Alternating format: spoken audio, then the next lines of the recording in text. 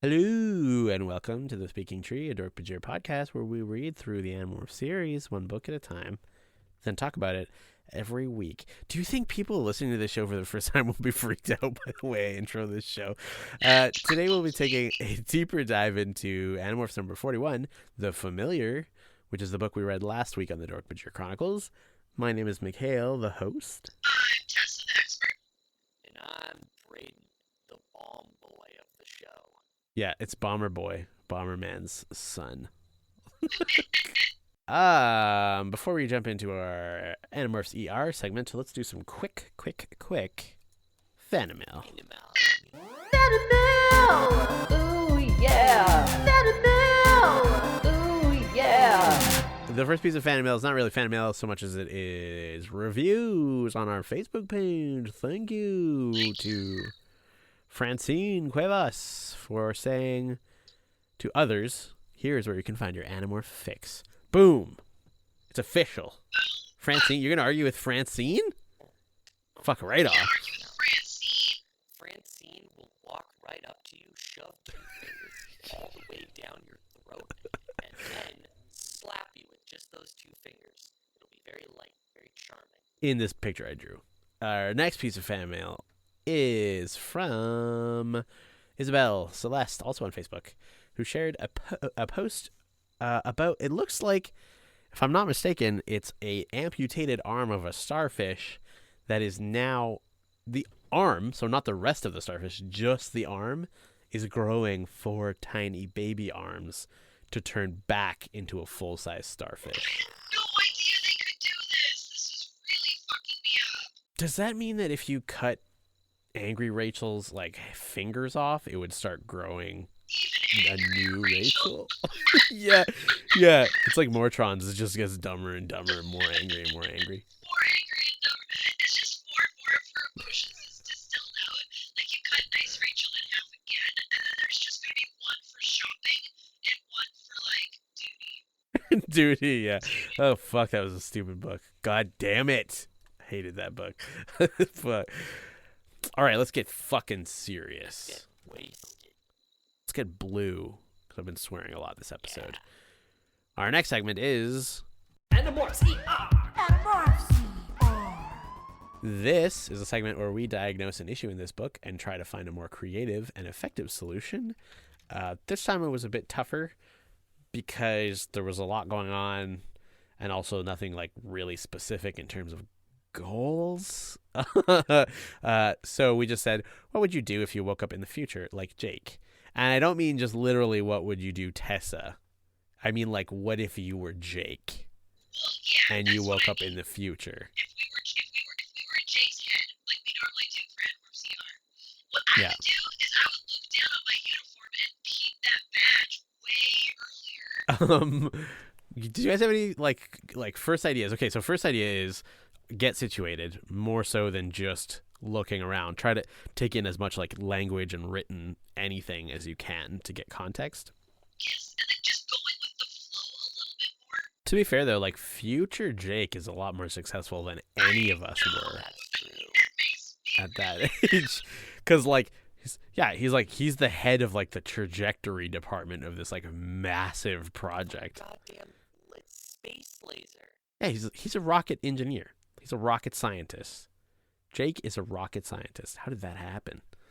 Well, I mean, it's more the Yerk inside him that's a rocket scientist, I believe, than Jake himself. That's a good point, actually. Yeah, no, that's actually a much better point than I thought. I feel like going to work would have made more sense right away, just because you don't know the consequences of not showing up for what you're supposed to be. Yeah, Because he kind of just bailed on that. he's kind of bailed on work, and who knows, maybe that's why he got arrested, was that, hey, you didn't check into work. I mean, he basically did, you're not at work and you don't know where you live. Just there's a badge on your uniform. Why would you look at that for any kind of context clues? Okay, maybe I'm in a different body. What name do I go by that I have to remember to react to? I believe he was quite clear that his name is Jake. You got me there. Or Essek. Name's Jake. That's a Tobias screaming thank you to a hologram level of like stupidity of just screaming in public. Yeah, I wonder, like, also, like, you got to think of the consequences of, like, once you find out that you have a yerk in your head, you can't really act like a normal person anymore. Like, for one thing, you have to act comfortable around other yerks. There's that. But every 3 days, you have to pretend to drop into a pool. I mean, I don't know if we would really get that far in this world. If they want to blow up the moon, like, today. Also, yeah, does it turn it? Just immediately sign on with Cassie's plot to bomb everything. That's how I get out. That's how I get out. Every one of your answers to all these questions are just bombs, so that makes so much sense. Here's a question though, and this is not something we talked about last week, but was that the right thing to do? It's not quite as dramatic as the Q virus decision, but it's not that different either. It's like, is it worth sacrificing civilians for the greater good? I mean, kinda, yeah.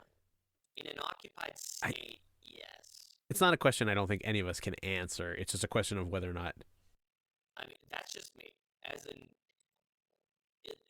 As the person I am and the politics I have, yes.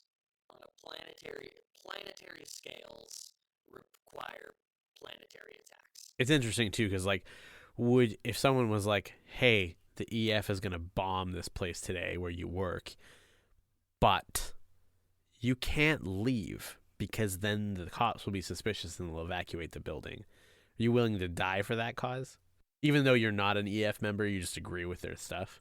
I mean, if we're coming from where Jake was, I've already been in that war for a while. I'm glad to have a group with an actual name. I'm glad to have friends. We're glad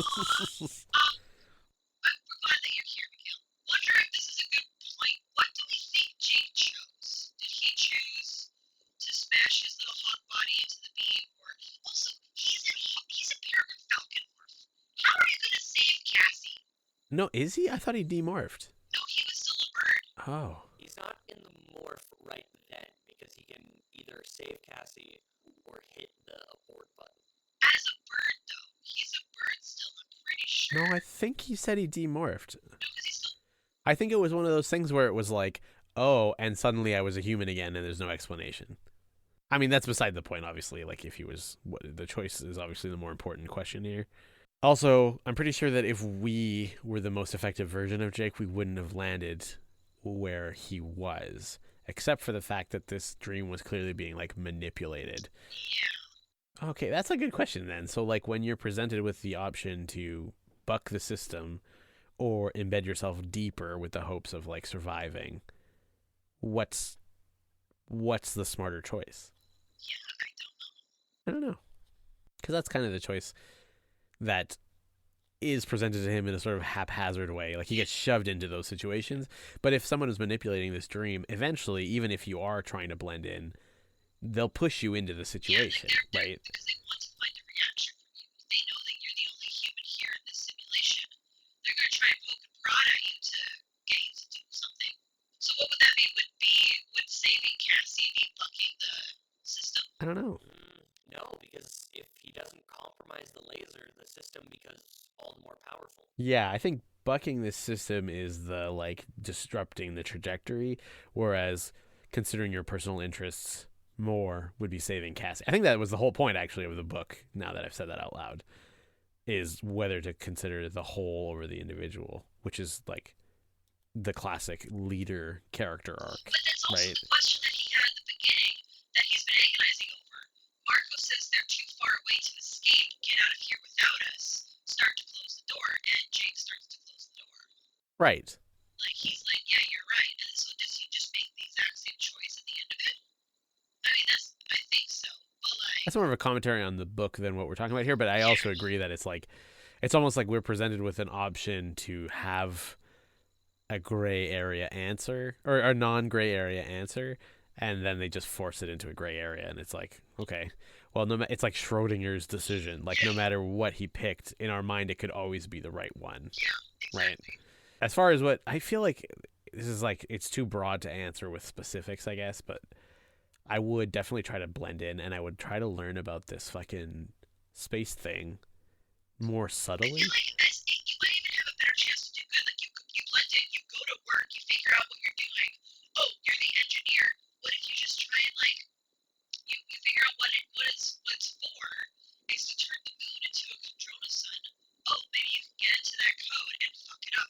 earlier, right?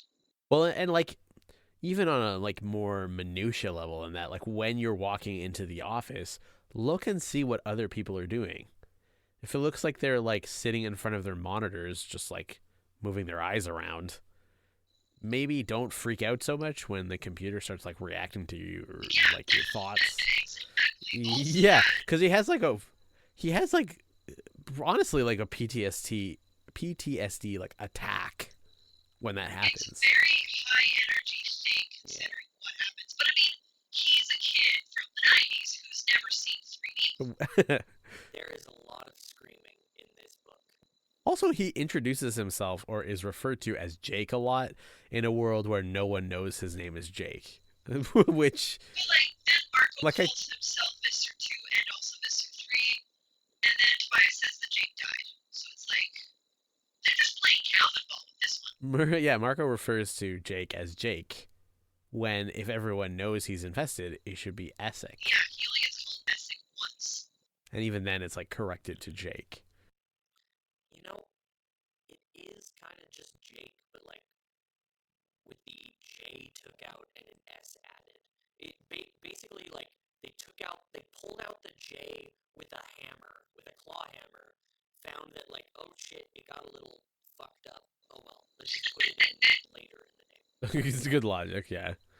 Well, I don't know how much longer we want to dwell on this. Do you guys agree that blending in is smarter than going off on your own, like the way Jake did? Yeah, no, I think he would have, blending in is way smarter. Blending in to the bomb tossing resistance. Wait, what?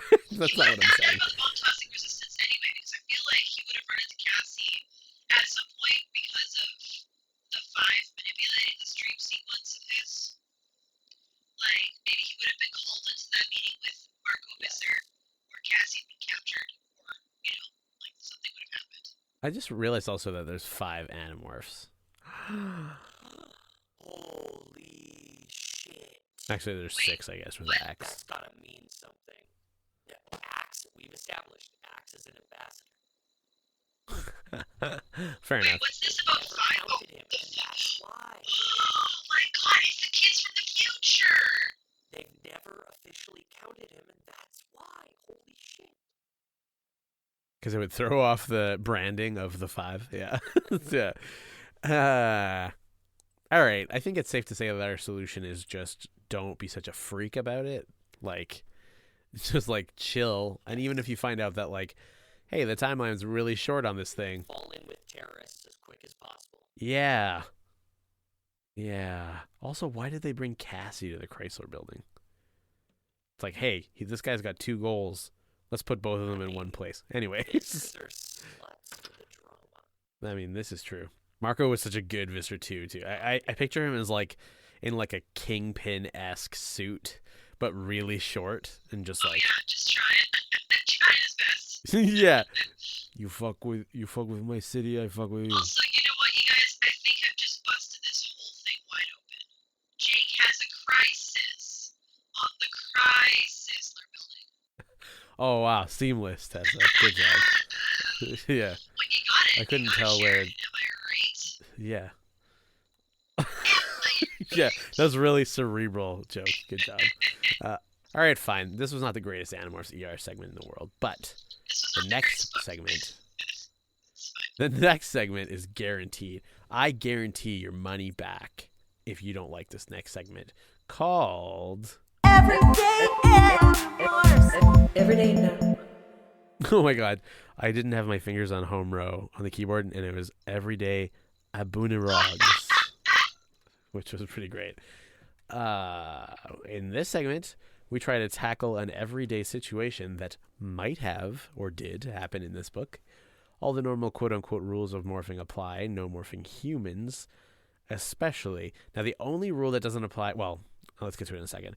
How would you use your morphing ability to climb the corporate ladder? Now, one caveat is, and this is more just to like keep it interesting, keep it fresh, keep it to, I don't know, another word for fresh. You don't have to hide the fact that you morph. Crispy, yeah, that's a good one.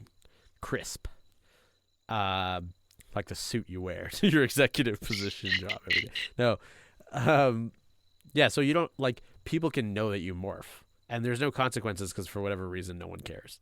How would you then use your morphing to climb this corporate ladder? Be an octopus. That's it. Be an octopus and just never stop being an octopus. Nothlit as an octopus. There is literally nothing better for anything you could ever do than just being a big enough octopus. They are smarter than us. They're stronger than us, faster. They have more arms. They have more mobility.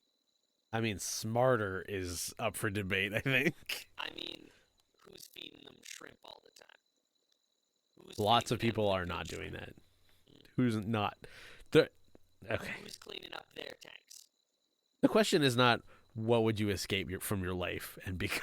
So what would you do to climb the corporate ladder? Brayden's married to the job, man.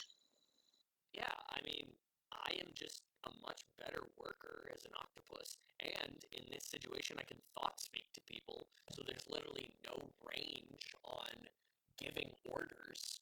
My prowess can only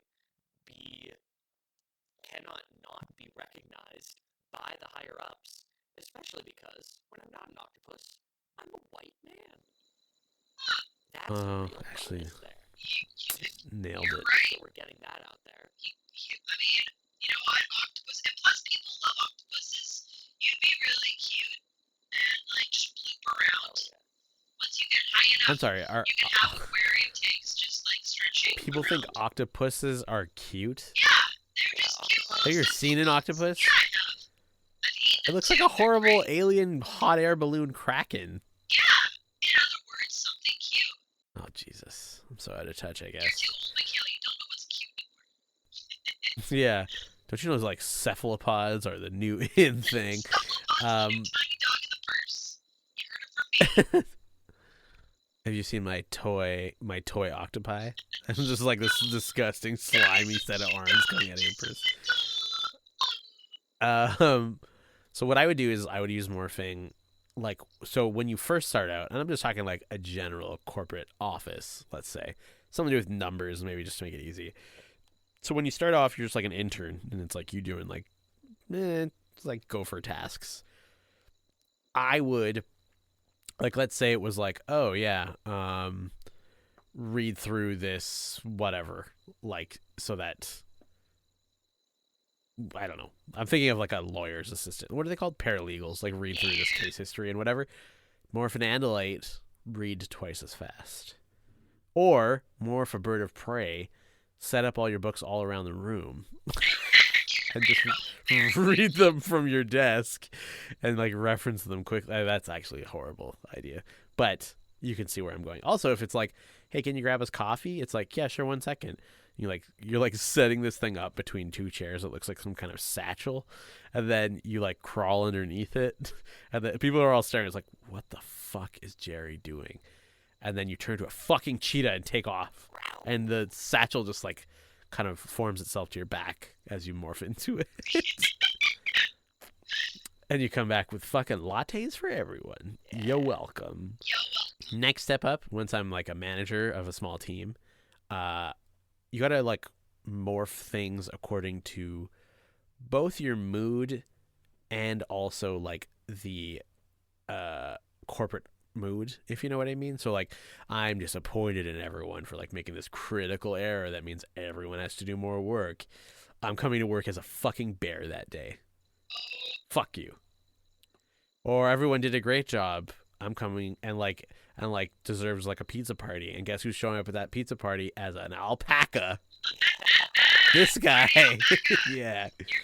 So you're just like, you're generally seen as a fairly transparent like manager because everyone already knows what's gonna happen when you walk up. And then once you get to like the executive level, you're just like, I don't know, fucking, what do they even do? They just go on vacation and like collect their salaries pretty much. Fuck yeah. Golfing as a gorilla? Yeah. One-handed 900-yard drive. Just throw the ball. Tessa, what did you come up with? My plan is twofold. First, I would say yes, I have more morphing powers, here I am turning into a wombat. Because wombats are the new cutest animal in my mind. They're so fucking cute, and they're Cuter than octopus? I cuter don't than know about octopus. that. Also, they poop cubes, and their butts are full of cartilage, so they can kill you. So they're also dangerous. But I would just Oh, wait, whoa, capitalize. whoa, whoa, whoa, whoa, whoa, whoa, whoa, whoa, whoa, whoa. Whoa. You mean kill What you? the fuck? Their butt, no, Poop cubes? So the a wombat, it takes like 2 weeks for stuff that they eat for it to be like digested and then compacted out. So their butt muscles, like their intestine muscles, are so strong they compress all of the water and everything out of the poop, so the poop comes out in cube form. Why did you say their butt muscles could kill you? Also, yeah, their butts are full of cartilage, not their muscles, just like a bunch of cartilage. And that if they like back up into you and they can smash you and smush you. This is a danger in Australia or New Zealand, wherever wombats are. Like if you're a guy in your job, going through a tunnel looking for wires to reconnect, and you see a wombat, you want to get out of there because a wombat can just back up into you and smush you. Maybe not completely kill you every time, but definitely do some damage to your head You're way too small for that. with its big, powerful butt. No way. No way. It's way I too feel small like for that. that sounds like an urban legend. I don't know if that's true. Anyway, I just love talking about wombats lately because they poop cubes and they've got big, powerful bottoms, and that's what you need to succeed in corporate. Anyway, so I would say that I can morph. Here I am. I'm the company wombat. Look at me wear a tie and a blazer. It's so cute. Well, that's all that I say I can morph. When people want me to do the morphing party trick, I just morph a wombat. Hell yeah, that's the new company mascot. This is great. This is adorable. Secretly, I will morph a bug, sneak around, get all those corporate secrets, yo. Oh, Janet was trying to surpass me and talk to the boss about this new promotion. Oh, And then it comes time for your like employee evaluation, and you're like, "Listen, I have so much shit on the people in this office," and they're like, "You haven't been at your desk in weeks." have you done literally any work or any of the tasks assigned? And I'm just like, yeah, but I'm the mascot. You cannot get rid of the wombat. And then I morph the wombat and they forget. That is how it works. It's like hypnosis when you Did you just say hypnosis? hypnosis and also booty gnosis. Cartilage in your gnosis. Cartilage in your gnosis. That I say Oh gnosis. God, I am the funniest one on this podcast. All right. Just kidding. Are we all satisfied with our I think I'm more than satisfied. corpo trajectory? Yeah. Yes. Should we move on to My life, my morph. in this segment, we decide on what the best use of the main morph in this book would be in our own lives. The main morph in this book, which is usually the one on the cover, is just yourself 10 years from Oh now. man, I just had an idea. What if it was just like a sweaty 25-year-old boy? Like we could have chosen that, and instead we chose this question. Well, okay, so, and we asked a lot of people, and I think you could interpret this question two ways, Yeah. which is like, what if you woke up tomorrow and you were 10 years older, which I think is how most people took it. But there's also the interpretation of like, what if you, like Jake, woke up 10 years from now and couldn't remember the last 10 I years. think we've got a lot of fake fans out there who didn't actually read the books. Whoa. That is inflammatory. I surveyed a lot of people, including the people in my neighborhood who don't even read the Animorphs, so. What they would do. Okay. I only have like one main thing, which either way, 10 years older from me, I'm almost 40. That would actually, I'm sorry, that would put me at almost 40. So what I would do is enjoy my sexual prime, baby. Woo-hoo. Oh, well, yeah. Get it, girl. What I would do is enjoy Tessa's sexual prime also. Oh, well, Yeah. what coincidence. I wrote that I would enjoy Mikael enjoying Tessa's sexual prime. Hell yeah. Friendship to the max. when we were done, we would all watch Amazon Prime. Sponsoring, watch the boys on Amazon. Okay. Watch boys on Amazon and buy the comic book. Classic Amazon guy voice. Okay, our friends at home have a couple other ideas that we would do, and I don't think any of them involve sexual crime. Well, not your sexual Not my crime anyway, sexual crime. specifically. Maybe their own discrete sexual I crime. mean, what are we breeding these On Instagram, Potato says, "Oh heck yeah, no more high school." So yeah, just sleep your way, Rip Van Winkle your way through your education, kids. Go right to that dirty old workforce. Oh dear. And then weapons_grade_humanity said, "Hope and pray I don't have any kids because whoopsie, I've neglected you for 10 years." Yeah, who are you? It's like, I'm your fucking 9.5-year-old son. It's like that movie Click where he like accidentally fast forwards like a ridiculous amount of time, and he's like, "You just did what you would have done if you were actually there, and it turns out you're a huge asshole." So yeah, you're basically.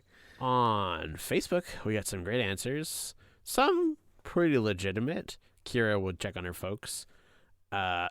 Joanna, I don't understand how old you are currently, but would apply for permanent disability pension, which I guess is kind of a bonus, because what if you were like 55 and then you were just like, 10 years went by and I didn't have to fucking blink and I'm fucking retiring. Just going immediately to Denny's. Yeah. Immediately getting on that senior's discount. Ugh, jeez. I think obviously also the time, like how old you are to begin with, makes a big difference, because the difference between, as Jacob points out, 15 to 25 is a lot different from the difference between 30 to 40. And honestly, if I jumped at my age 10 years in the future, I'd be like, well, I hope I kept saving money because that's the only thing I'd be worried about from those 10 years. Also, any children and stuff like that, but whatever. Alistair Esther also responds, "This happens every day. It's called a job." Hey! And who said this podcast didn't have jokes? What do people over on Twitter say there, Brayden? Dylan at Dillstoney says, "Hope I was hot in the future, and be disappointed if I wasn't." Keeping it real, Dillstoney. Keeping it real. Yeah. Oh I can God. respect that. Tony Pazick at Possum Rivers says, "Pull the plug." Woof. Tony, this is Yikers. a con. Wait, on I hate to say himself? pull the plug. Or him or herself? Or just on the vacuum Tony, cleaners this and running is a for 10 comedy years. podcast. It really put us in an awkward position here, having to edit you in.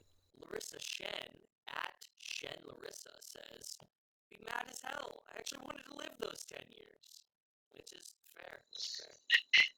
Right? God. Yeah, that's what we got on Twitter that sort of jumped out at me.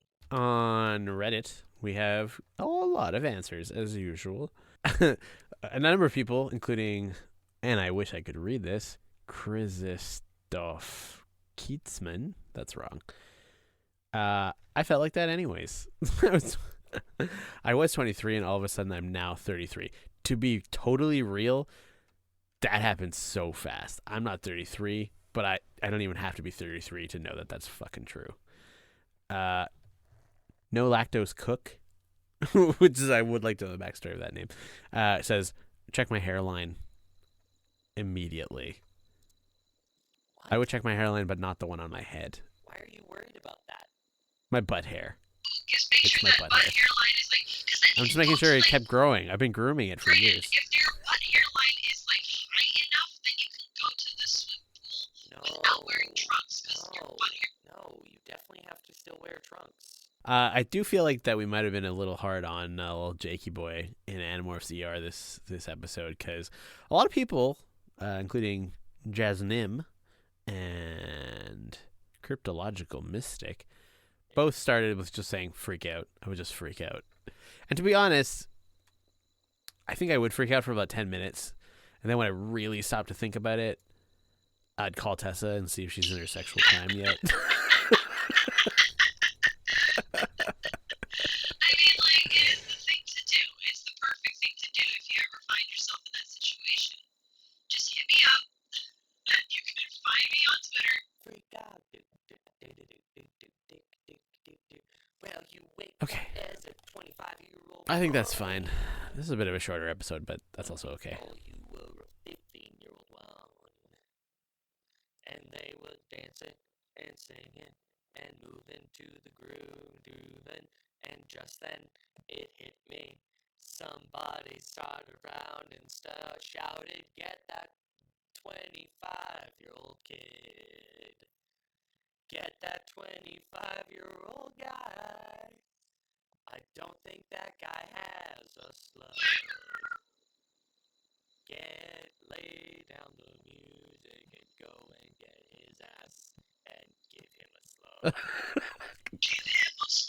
So far, I'm loving all of this. This is Grammy material. I'm not kidding. Hell yeah. Let's move on to our next segment. Predictions. Predictions. Next time, we'll be talking about Animorphs number 42, The Journey. It's a picture of Rachel in a summer dress. Quite a nice little 90s piece. Morphing into a giant elephant, and it says, "Rachel's about to go where no human has gone before." The special outlet mall that just Predictions? opened down by your house. I have to say, first things first, I disagree with you on this being a nice dress. I am actually rather disappointed, and with the very garbage, very trashy sandals she's got on, this outfit is just not doing it for me. This outfit is just a no for me. Just a no. Sachet. Sachet away. All right. Well, first thing, I was taking a look at the cover. I happened to scroll a bit in, and I noticed that the chapter listing wasn't just Rachel. It was swapping between Marco and Rachel every couple chapters. So my first prediction is, I think coming up on the finale, we are seeing a format switch that is going to happen regularly. I think every issue from here on out is going to be a double the Animorphs, double the characters narrating. As for what the content of this one is going to be, I believe the tagline, "Rachel is about to go where no human has gone before." I believe we are going to see an off-world bottle episode of sorts. Maybe Rachel and Marco, or maybe will both leave the planet, or maybe just one of them gets off planet and the other is the only Animorph in a position to help them for some reason. Another interesting thing that I just wanted to mention, that this is just a great cover. This is just a really cool morphed cover. I just thought it was great. Like the elephant thing specifically? Yeah, the Rachel to elephant. What's cool about it? It's one of those ones that you can tell is like a matte painted cover, and I just think it's neat. I think it's particularly neat visuals. Do you think it looks cool that she looks like she's standing up trying to take a shit? It crossed my That mind. dress is there for a reason, and that is to let her bowel movement escape.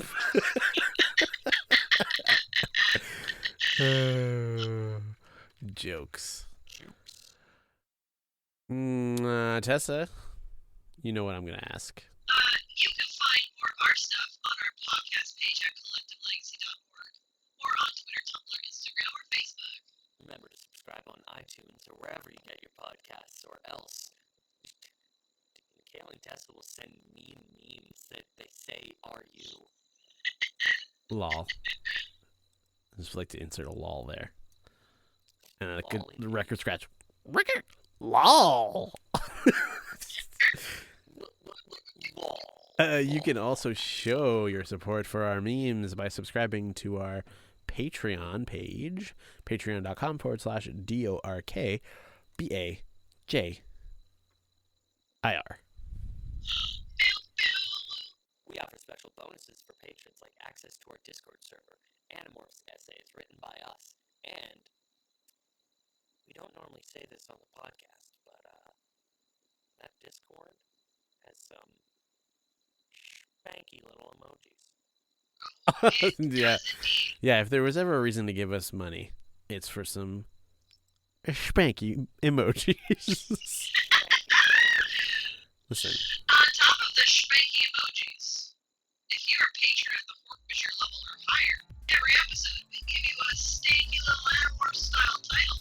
Starting with... big shout out to Shanna, my futuristic cyberpunk badass girlfriend. Also, who doesn't like me apparently anymore.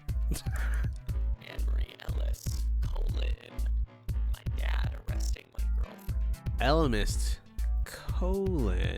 my boss morphed as a bear and just roaring at me instead of telling me what I did wrong on the report.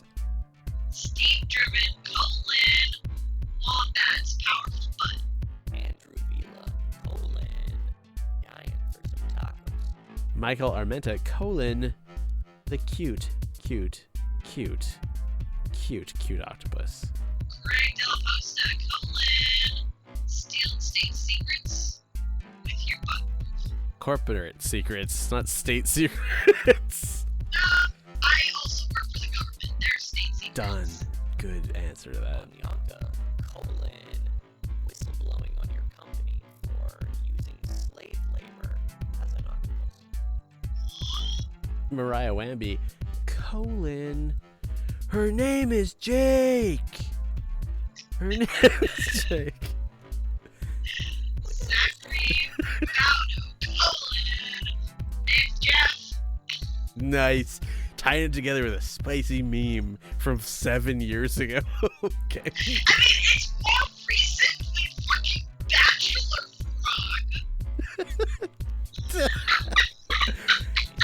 Frog. Oh, God.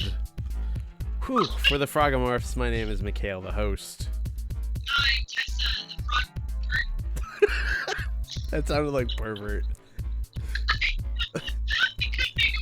And I'm Brayden, also a frog pervert. And this has been shit. And this has been Frogomorphs, the Dork-Bajir Chronicles. Oh yeah, it all came together. Really climaxed at the end there. This is a reference to a later Animorphs book where a frog jumps onto Marco and pees on his head.